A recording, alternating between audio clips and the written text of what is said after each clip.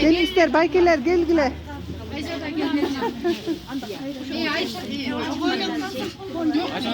Ova.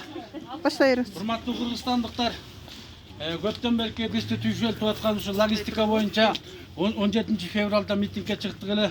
Oşoga 4 talap koyganбыз. Oşo talaptardын жообун бүгүn бийликтен жообун алганбыз.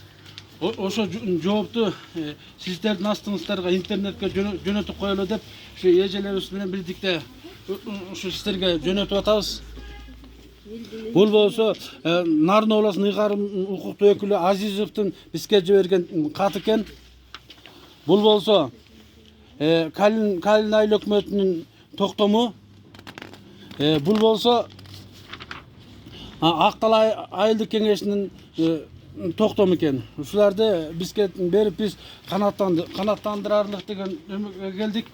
Бул болсо дагы биздин бир жакадан баш бир жерден кол чыгарып бирдиктүү болгонубуздун аркасы деп ойлойм.